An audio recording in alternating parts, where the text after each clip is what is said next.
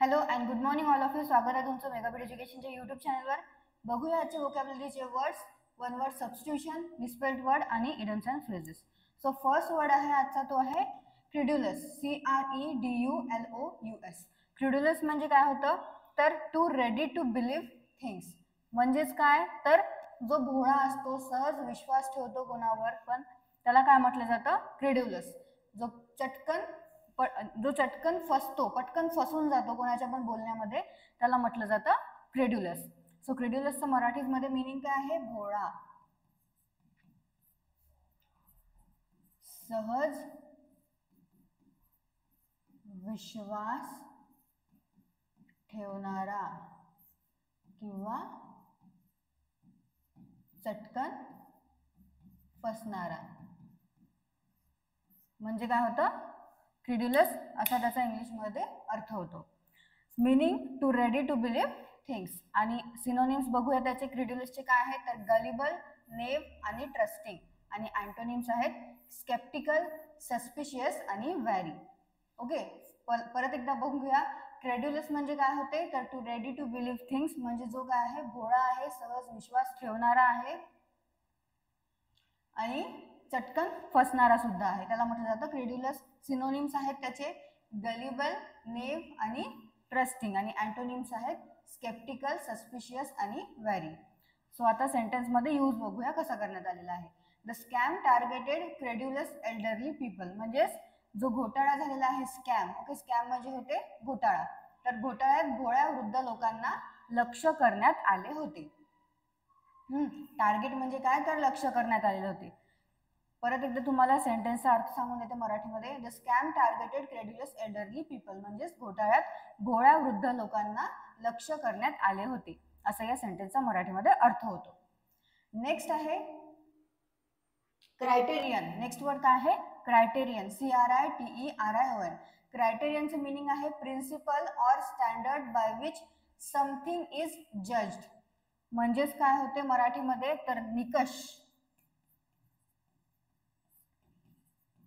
मापदंड, कसोटी, परीक्षा आणि प्रमाण, ज्याच्यावरनं काय होते असं प्रिन्सिपल आणि स्टँडर्ड ज्यावरनं जज केलं जाते काही पण, something is judged. Okay, so क्रायटेरियनचे सिनोनिम्स आहेत बेंचमार्क, यार्डस्टिक आणि मेजर. आणि अँटोनिम्स याचे डायरेक्ट अँटोनिम्स नाही आहेत. परत एकदा बघूया. क्रायटेरियन म्हणजे होते निकष, मापदंड, कसोटी, परीक्षा, प्रमाण म्हणजेच principle or standard by which something is judged. आणि त्याचे सिनोनिम्स आहेत बेंचमार्क, यार्डस्टिक आणि मेजर. यूज बघूया. Originality is an important criterion for the award. तर याचा या सेंटेन्सचा मराठीमध्ये अर्थ काय होतो मौलिकता. ओरिजिनॅलिटी म्हणजे काय होते तर मराठीमध्ये होते मौलिकता. ओरिजिनॅलिटी म्हणजे होते मौलिकता. तर मौलिकता हा पुरस्कारासाठी महत्वाचा निकष आहे, असा या सेंटेन्सचा अर्थ होतो. ओके, आणि इथे क्रायटेरियन म्हणजे यूज करण्यात आलेला आहे निकष म्हणून. नेक्स्ट वर्ड बघूया. नेक्स्ट वर्ड आहे क्रिप्टिक. CRYPTIC. क्रिप्टिकचं मीनिंग आहे having a meaning that is mysterious or ऑब्स्क्युअर. काय होतं क्रिप्टिक म्हणजे having a meaning that is mysterious or ऑब्स्क्युअर. म्हणजे काय होतं तर गुप्त, काही गूढ असणे त्याच्यामध्ये किंवा अस्पष्ट असणे, ते त्याला म्हटलं जातं क्रिप्टिक. सो क्रिप्टिकचा मराठीमध्ये अर्थ आहे गुप्त, गूढ, गूढ अर्थ असलेली. आणखी काय होतं अस्पष्ट आणि रहस्यमय म्हणजे काय होतं तर क्रिप्टिक. सो याचे सिनोनिम्स आहेत एनिग्मॅटिक, पझलिंग आणि ॲम्बिग्युअस. क्रिप्टिक म्हणजे काय होतं तर having a meaning that is mysterious or ऑब्स्क्युअर म्हणजेच गुप्त, गूढ, अर्थ असलेली, अस्पष्ट आणि रहस्यमय. त्याचे सिनोनिम्स आहेत एनिग्मॅटिक, पझलिंग आणि ॲम्बिग्युअस. आणि अँटोनिम्स काय आहेत तर क्लिअर, प्लेन आणि ऑब्वियस. क्लिअर, प्लेन आणि ऑब्वियस. सेंटेन्समध्ये बघूया कसं यूज करण्यात आलेलं आहे क्रिप्टिकला. She left a cryptic message on the voicemail. तर याचा मराठीमध्ये अर्थ काय होतो तिने माझ्या व्हॉइसमेलवर गूढ संदेश सोडला. तर काय आहे, she left a cryptic message on my व्हॉइसमेलचा अर्थ काय होतो मराठीमध्ये, तर तिने माझ्या व्हॉइसमेलवर एक गूढ संदेश सोडला, असा याचा मराठीमध्ये अर्थ होतो. क्रिप्टिक म्हणजे होते गुप्त, गूढ अर्थ असलेला.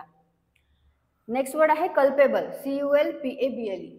कल्पेबलचं मिनिंग आहे डिझर्विंग ब्लेम. डिझर्विंग ब्लेम म्हणजे काय आहे, जो गुन्हेगार आहे किंवा दोषी आहे आणि अपराधी आहे त्याला म्हटलं जातं कल्पेबल. तर कल्पेबलचं काय होतं मराठीमध्ये अर्थ, दोषी, अपराधी आणि गुन्हेगार. सिनोनिम्स काय आहे त्याचे, गिल्टी, ब्लेमवर्दी आणि रिस्पॉन्सिबल. आणि अँटोनिम्स आहेत इनोसंट, ब्लेमलेस आणि फॉल्टलेस. सो कल्पेबल म्हणजे काय होतं, तर डिझर्विंग ब्लेम. डिझर्विंग ब्लेमचा अर्थ होतो एकतर तो दोषी आहे, अपराधी आहे किंवा गुन्हेगार आहे म्हणजे होतं कल्पेबल.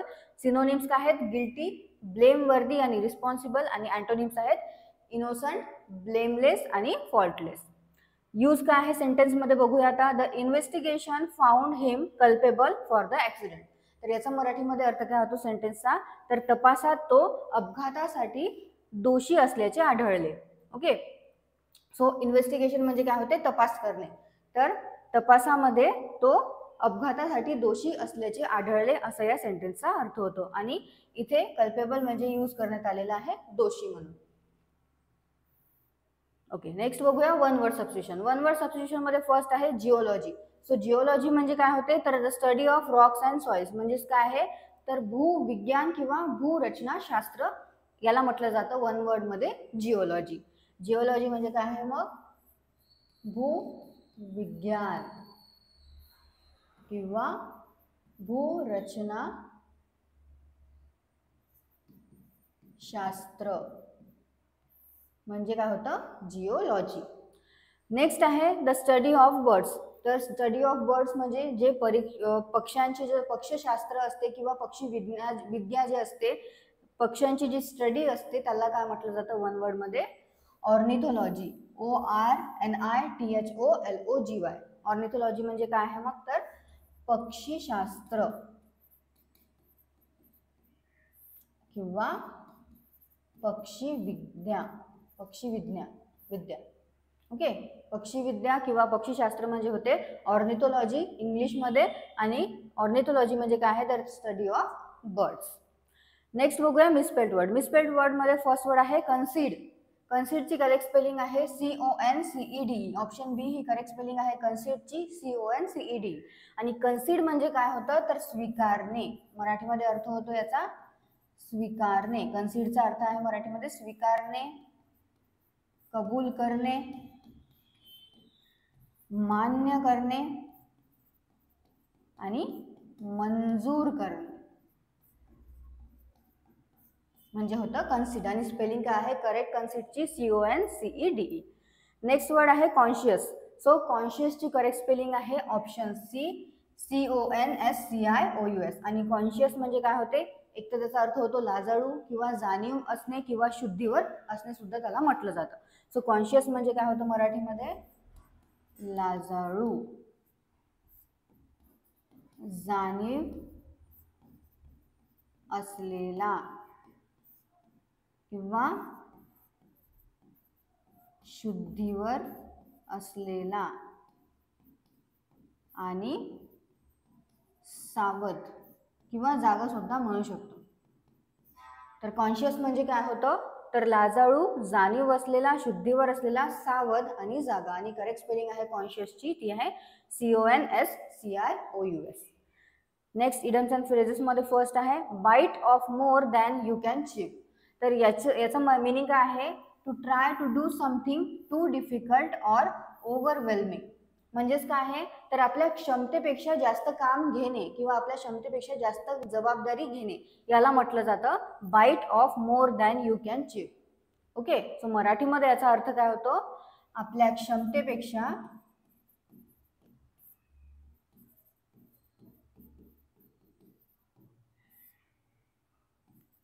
जास्त काम घेणे किंवा आपल्या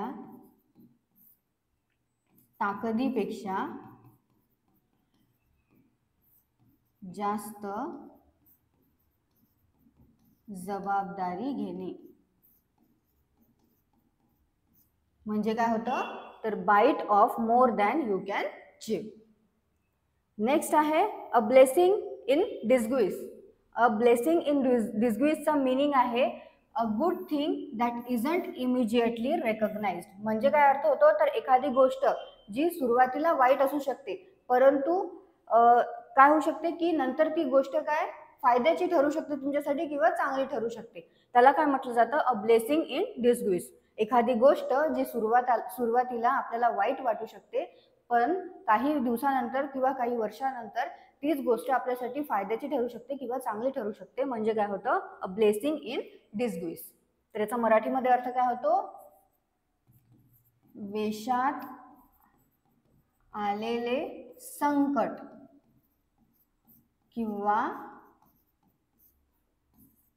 लपलेला आशीर्वाद. ओके म्हणजे होतं a blessing in disguise. Okay so परत एकदा तुम्ही सिनोनिम्स अँटोनिम्स मराठीचे मीनिंग्स जे आज इडम्स अँड फ्रेजेस सांगितलेले आहे त्याचे मराठीमध्ये मीनिंग त्याचे इंग्लिशमध्ये मीनिंग सोबतच मिसस्पेल्ड वर्डचे वर्ड्स वाचून घ्या, त्याचे मराठीमध्ये मीनिंग सुद्धा एकदा परत वाचून घ्या, नोट डाऊन करत चला. आधीचे जे वर्ड झाले आहे ते सुद्धा एकदा रिव्हिजन करत चला म्हणजे तुम्ही आधीचे जे वर्ड झालेले आहे ते तुम्ही विसरणार नाही आणि जे रेग्युलरमध्ये वर्ड्स चालू आहे ते सुद्धा परत परत परत परत परत वाचत चालत जा. सो तुम्हाला सेशन आवडलं असेल सेशन लाईक करा, चॅनलला सबस्क्राईब करा, सोबत तुमच्या फ्रेंड्सला शेअर करा. All the best all of you and thank you.